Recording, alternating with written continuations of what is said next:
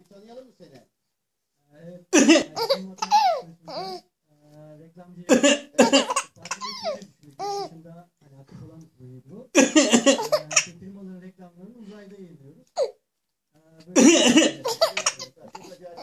Birazdan görüntüleri göstereceğim. Reklamını yaptık. Serdar Koltuğu'nun resmi.